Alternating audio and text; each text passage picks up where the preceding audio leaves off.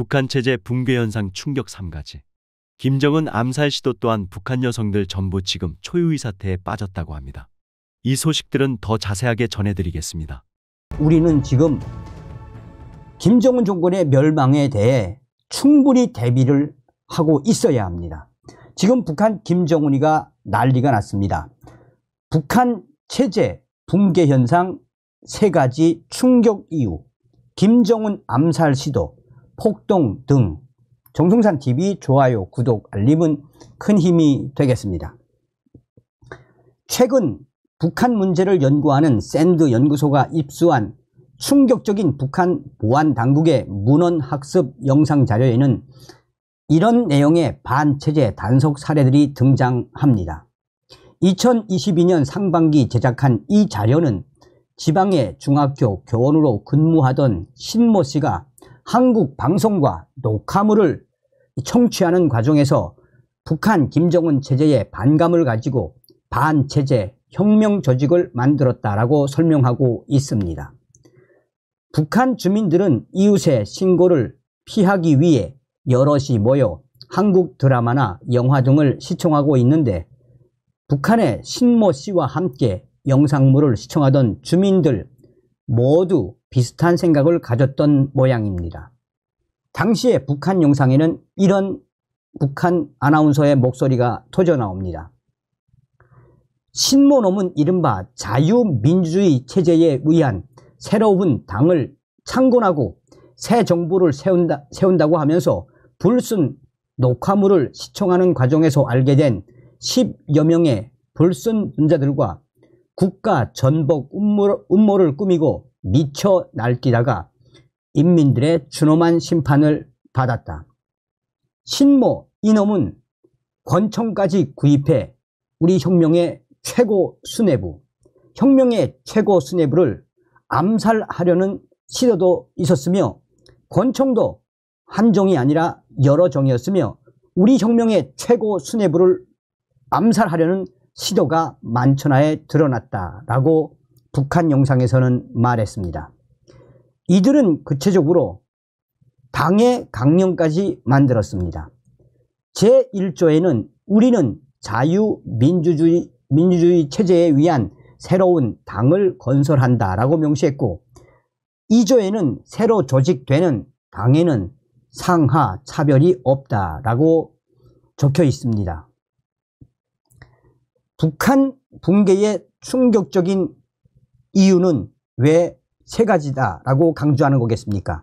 정치, 점 조직이라도 혁명 세력, 북한 전역에 존재할 가능성. 비록 우리가 생각하는 제도권 내의 정당이 아니라 점 조직에 불과한 수준이긴 하지만 북한 당국이 신모 씨 사례를 내세우며 자유민주주의를 동경하는 주민들의 통제에 나섰다는 건 의미가 있습니다. 그만큼 북한 내에서 이런 비밀 조직들이 북한 전역에 퍼져 있을 가능성이 높다는 뜻이기 때문입니다. 실제로 북한은 한국 문화를 지칭하는 괴뢰 문화의 확대를 강도 높게 제한하고 있습니다. 최대 사용에 처할 정도로 수위를 올리고 있습니다. 반동사상 문화 배격법, 반동문화사상 배격법 2020년, 청년교양보장법, 청년교양보장법 2021년, 평양문화어 보호법 2023년을 잇따라 만들어 한국의 영상물을 시청, 유포하거나 한국식 말투를 쓰는 경우 최대 극형에 처하겠다고 울음장을 놨습니다. 심지어 북한 김정은 정권은 지난달 29일에서 31일 규율 위반을 감독하는 간부들을 대상으로 강습회를 열고 기강 잡기에 나섰습니다. 탈북민들의 증언에 따르면 한국 영상, 노래, 말투 등을 감시, 단속하는 북한 관리들은 이를 통해 거액의 뇌물을 요구하며 자신들의 부를 축적하는 수단으로 사용하고 있습니다. 조선중앙통신은 지난 1일 강습회를 보도하면서 당 규율 문제 취급에서 공정성과 엄격성을 철저히 보장해야 한다라고 강연자의 말을 전했습니다. 법을 통한 단속에 그치지 않고 가정교육을 강조하기도 했습니다. 김정은은 지난해 12월 열린 어머니 대회에서 어머니의 역할로 최근 늘어나고 있는 비사회주의적 문제들을 일소하고 사회의 단합을 도모하는 문제, 건전한 문화 도덕, 생활 기풍을 확립하고 공산주의적 미덕이 지배적 풍조로 되게 하는 문제를 꼽으며 한국 문화가 북한 체제에 균열을 일으키고 있다는 점을 직접 언급하기도 했습니다. 북한 붕괴의 충격적인 이유, 바로 첫 번째, 정치, 점조직이라도 혁명 세력, 북한 전역에 존재할 가능성. 경제, 임금 체불로 폭동까지 최악의 지방 경제. 북한 체제에 금이 가고 있다는 사실은 민주주의 정당 창당 사례와 같은 정치적 영역 외에 경제 분야에서도 확인됩니다. 지난달 11일 중국에 파견된 북한 노동자들이 임금 체불을 문제 삼으며 폭동을 일으켰다는 충격적인 소식이 전해졌습니다. 중국 지린성에 있는 봉제 공장에는 약 2,500명의 북한 노동자들이 파견되어 있는데 이들은 4년에서 7년치의 임금을 받지 못한 것으로 전해졌습니다. 체불 임금 총액은 약 1천만 달러에 달합니다. 북한 당국은 이들에게 본국으로 돌아갈 때 임금을 주겠다고 약속했지만 이미 임금이 전쟁 준비 자금으로 북한에 송금된 사실이 알려지면서 북한 노동자들의 분노가 폭발했으며 급기야는 폭동으로 이어졌습니다. 조한범 통일연구원 선임연구위원은 북한 관리 책임자는 폭동으로 사망했고 지배인 등 3명이 증상을 입은 것으로 알고 있다고 전했습니다. 이 정도면 명백한 반동 행위인 셈인데 북한은 오히려 다른 회사의 자금을 끌어와 이들에게 몇 달치 임금을 우선 지급하고 사건을 무마한 것으로 알려졌습니다. 자, 여기서 한번 짚고 넘어갈 필요가 있는 것은 저의 내부 WTR 소식통이 당시에 폭동이 일으켰는데 1명이 사망한 게 아니라 4명이 사망했으며 8명이 지금 목숨이 경각에 달렸다라고 저희가 따로 소식을 알려드렸죠. 해외 공장에서 폭동이 일어난 것만도 이례적인데 더 큰 문제는 연쇄 폭동 가능성도 적지 않다는 점입니다. 임금 체불이 이 공장만의 일이 아니기 때문입니다. 북한은 코로나19로 국경이 봉쇄되면서 경제난을 극복하기 위해 해외 파견 노동자들의 임금을 끌어다 쓴 것으로 추정됩니다. 열악한 환경에서 장시간 노동에 시달리는 북한 해외 파견 노동자들은 그나마 돈을 벌 수 있다는 희망으로 견뎌왔는데 이 희망마저 사라지자 폭발 직전이라는 겁니다. 해외 파견 노동자뿐만 아니라 북한 지방의 경제난도 매우 심각한 수준입니다. 김정은은 지난달 23일에서 24일 열린 정치국 확대 회의에서 본인의 입으로 직접 지방 경제가 초보적인 생필품조차 원만히 제공하지 못하는 매우 심각한 상태라며 이를 정치적 문제로 규정했습니다. 북한 전문 매체인 데일리 NK 보도에 따르면 북한 양강도에서는 땔감이 부족해 이웃집 화장실 문짝까지 몰래 뜯어가는 일이 발생할 정도입니다. 북한 김정은 정권, 북한 체제 붕괴의 충격적인 이유, 두 번째, 경제, 임금 체불로 폭동까지 최악의 북한 지방 경제. 사회, 북한 MZ세대 체제 반감 증가, 탈북민 절반 웃돌아. 시장 경제를 경험하며 성장한 장마당 세대, 즉 북한의 MZ 세대들의 체제 거부 현상도 북한 균열, 북한 붕괴의 한 축입니다. 통일부에 따르면 지난해 국내 입국한 탈북민은 196명으로 집계됐는데 이 중 절반 이상인 99명이 2030 세대로 나타났습니다. 또 외교관, 해외 주재원, 유학생 등 엘리트, 고위 계층 탈북민도 10여 명 안팎으로 문재인 정부 초반 이후 가장 많았습니다. 최근 탈북민들의 탈북 이유를 보면 북한 체제가 싫어서라는 응답이 식량 부족을 넘어섰습니다. 2020년만 해도 식량 부족 22.8%, 체제 반감 20.5%를 앞섰지만 이듬해부터 이 비율은 완전히 역전됐습니다. 북한 체제가 싫어서 MZ세대 탈북민 증가와 연관된 변화로 보입니다. 정치, 경제, 사회적으로 북한은 심각한 붕괴, 위기 상황에 봉착했다는 것이 전문가들의 분석입니다. 그리고 이를 타개하기 위해 김정은은 통일과 민족 개념을 삭제하고 철저히 한국과 단절하며 한국의 문화와 민주주의에 대한 선망을 잘라버리는 방식을 선택했다라는 것입니다. 여러 징후들이 북한 김정은 정권의 최대 붕괴 위기를 가리키고 있지만 머지않아 북한이 붕괴될 거란 예상은 지금으로는 금물입니다. 김일성이가 갑자기 사망했을 때도 많은 전문가들은 북한 체제가 오래가지 못할 것이라고 내다봤지만 이후 30년을 이어온 북한입니다. 그래서 북한 김정은 정권 붕괴의 충격 이유는 바로 세 번째, 사회, 북한 MZ세대 체제 반감 증가, 탈북민 절반 으또라입니다. 통일부의 역할이 매우 중요합니다. 북한 지원부라는 지적을 받다가 이제는 북한 인권부로 변모하고 있는 통일부에 대해 대통령의 말 한마디에 통일 정책이 180도 뒤바뀌는 건 올바르지 않다라는 지적이 나오는 것도 그만큼 통일부의 역할이 중요하기 때문입니다.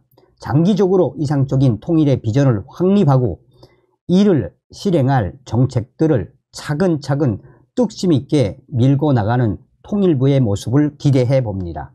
자, 얼마 전에도 김영호 통일부 장관이 뭐라고 이야기를 했습니까? 김정은 정권, 우리는 인권 백서를 전 세계에 뿌릴 것이며 김정은 정권의 붕괴를 위한 통일을 준비하겠다라고 이야기를 했죠.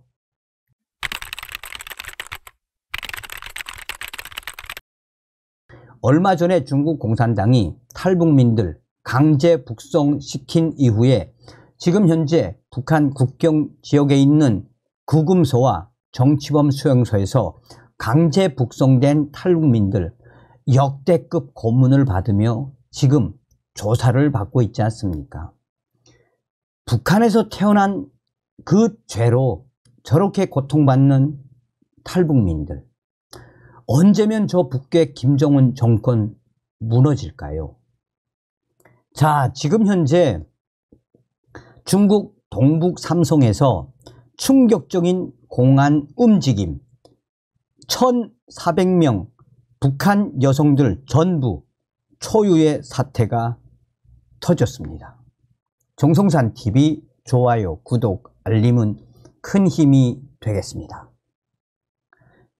동북 삼성 길림성 공안부에 1,400명의 탈북 여성 신고 등록. 지난 10월 북송 탈북민들은 등록 방침 불응한 미신고 탈북자들 초유의 사태 중국 공안이 벌이고 있어 최근 중국 정부가 지난 90년대부터 북한을 탈출해 중국 영내에 체류하는 탈북민들에 대한 신상과 주거 정보를 신고하고 등록할 때 대한 충격적인 방침을 세운 것으로 알려지고 있습니다. 사실상 이러한 중국 공안의 움직임은 초유의 사태이며 북한 대량 탈북과 동시에 북한이 충격적인 사태를 대비해 주기 위한 중국 정부의 움직임. 최근까지 중국 공안부 고위직에 근무했던 황모 씨는 탈북민들에 대한 중국 정부의 방침과 새로운 충격적인 정책 방향에 대해 발언을 쏟아냈습니다.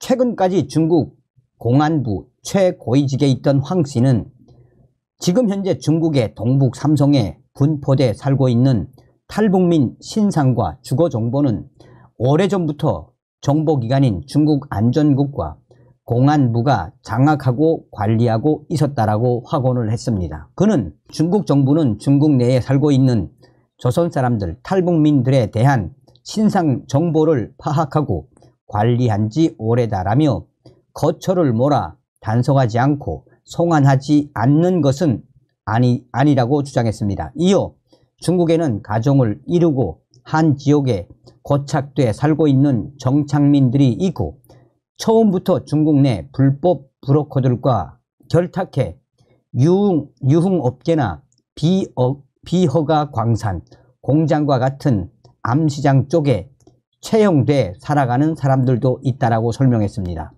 중국 정부는 2020년 5월부터 코로나 위기 극복을 위해 도시와 지방에 산발적으로 분포돼 불법 체류하는 외국인들에게 임시 거주 등록을 해주어 국가의 방역법과 질서를 준수하도록 한다는 정부 방침을 세웠다라고 전했습니다. 이 방침에 따라 불법 체류, 신분의 탈북민들은 내국인의 보증을 전제로 신상 및 주거 정보를 파출소에 신고하고 주민센터에서 임시 거주증을 발급해 방역지휘부에 등록하라는 지시를 내렸습니다. 하지만 신상 정보와 거주지를 신고하면 언제 체포될지도 몰라 강제북송 위험이 크다고 느낀 일부 탈북민들과 가족들은 방역당국과 공안당국의 지시에 회의적인 반응을 보여 회피했다라고 말했습니다. 중국 공안당국과 방역지휘부는 단속과 방역 초소, 검사 과정에 임시 거주증이 없는 탈북민이 발견되면 국가 방역 방침을 불복한 위법자로 국가 방역 방침을 불법한 위법자로 무비자 불법 체류로 긴급 체포했습니다. 방역기관은 피해자로 탈북민을 거주 신고를 회피해 국가 방역법을 위반했다는 혐의로 고발해 6개월에서 4년까지 강제 노동형 처벌을 받게 했습니다. 이 부분도 중국 공안 당국이 했던 초유의 충격적인 실체였습니다. 중국 공안 당국은 법정 처벌이 완료되는 탈북민을 다시 체포해 공안 구류소에 감금하고 불법 체류로 조사해 강제 송환하는 업무를 담당했다는 것입니다. 그러니까 그동안 코로나 사태 중에서도 중국 공안 당국은 충격적으로 탈북민들을 대대적으로 체포해서 형을 살게 했다라는 충격적인 사실. 공안 당국은 임시 거주 등록 방침에 불응한 탈북민 대부분이 한국행을 목표로 하고 있다는 정보를 입수하고 남부 지방으로 이동하는 탈북민들을 타켓으로 집중 단속을 벌였고 지난 2022년 4월부터 2023년 9월까지 2,000명 이상의 탈북민들을 긴급 체포해 모두 가해자로 법정 재판에 제소했다라고 그는 밝혔습니다. 한편 길림성 공안은 길림성 내 체류하는 1,400여 명의 탈북 여성들이 남편과 자식, 친척의 보증으로 지난 10월 현재 임시거주 등록을 완료했다고 말했습니다. 거주 신고를 하지 않은 탈북민들이 방역법 위반자로 몰려 공안에 단속돼 법정 구속되는 피해까지 발생하자 반신반의하던 중국인 가족 대부분이 공안에 임시 거주 신고를 했다는 것입니다. 중국 정부의 탈북민 신상 파악과 지난 10월 600명 강제 송환 연관성에 대한 질문의 관계자는 등록 신고를 하지 않은 사람들이 이번에 모두 강제 북송됐다라며 앞으로도 불법에 연루되지 않고 정부 방침을 따르는 사람은 전혀 문제없이 살 것이라고 주장했습니다. 북중 두 나라의 위치와 역할, 관계에 대한 질문에는 조선, 북한은 경제적으로 중국의 위전에 살 수밖에 없다라며 탈북자 송환도 중국이 마음만 먹었으면 벌써 다 송환했을 것이다. 북한은 중국에서 살다 온 사람들을 불순분자로 취급한다라며 그런 이유로 많은 사람들이 사회로 복귀 못하고 영구, 감금으로 처벌받고 있다라고 전했습니다.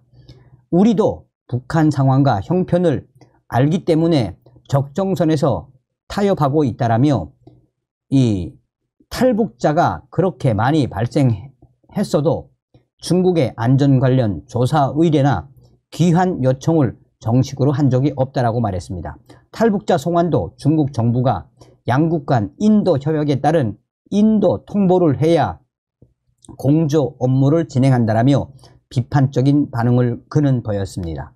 중국 정부가 제-중 탈북민들의 신상 정보와 주거지를 모두 장악한 것은 앞으로 제-중 탈북민에 대한 문제 처리를 북한 관계만이 아니라 국제사회 관계, 자국민의 동향 관계 등을 고려해 처리한다는 충격적인 중국의 정책 의지로 해석되고 있습니다. 이유는 먼저 중국 정부는 탈북민 송환 협약이 없으면 대량 탈북 사태로 이어져 북한 정부의 위기를 초래한다는 사실을 그 누구보다 잘 알고 있습니다. 결국 전략적 동맹관계인 북한의 체제 유지를 위한 보호 책임이 우선이라는 것이 현재 중국 공안의 움직임. 이와 같이 위무이행을 위해 탈북자 신분 허가는 철저히 배제되어야 합니다. 강제 송환의 탈북자에 대한 중국 정부의 임시 등록 신고 및 방역부의 검사 기록이 필요해 보이지 않기 때문입니다. 현재 중국에서 인도된 탈북자들이 고문과 폭행, 가혹행위에 노출되고 정치범으로 몰린 인권 피해 사실에 국제사회의 반발과 압박이 거셉니다. 중국 체류 과정에 형성된 탈북자들의 가정 및 사회 관계 파탄으로 자국민이 겪는 피해 또한 심각합니다. 결국 이번에 중국 정부의 내국인 보증 책임에 따른 탈북자 임시 거주 등록 제도 방침은 최소한의 이 국제사회의 비판 의식과 자국민의 인권 피해에 따른 갈등 해소를 위한 정책 판단일 수도 있다는 추론이 가능한 이유입니다. 중국 정부 관계자도 전염병 확산 방지를 위한 방편일치라도 분명 탈북자에 대한 중국의 새로운 관점과 태도 변화임은 틀림이 없다라고 전했습니다. 앞으로 중국 정부의 임시거주 등록 방침에 따라 신고한 탈북민들이 북송 위험을 떨쳐내고 등록을 연기하며 그대로 중국 경내에 정착할지 아니면 비상방역 종료를 구실로 더 큰 북송 위기 위험에 노출되는지는 앞으로 두고 봐야 한다라며 분명한 사실은 중국 정부가 사실상 1,400여 명의 북한 여성들에 대한 이 신고 등록, 신고를 하면 중국에서 살 수 있게 해주겠다라고 하지만 그러나 충격적이게도 중국 공산당 정부는 북한 김정은 정권의 붕괴를 바라지 않기 때문에 기회가 되면 또 대대적으로 북한으로 강제 북송할 수도 있는 충격적인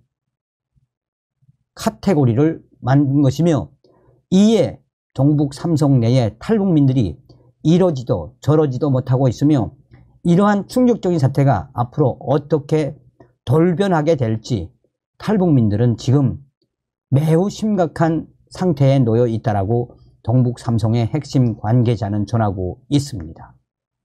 다음 시간에 뵙겠습니다. 멸공. 정성산 TV 좋아요, 구독, 알림은 큰 힘이 됩니다. 후원해주시는 모든 분들께 가열차게 멸공.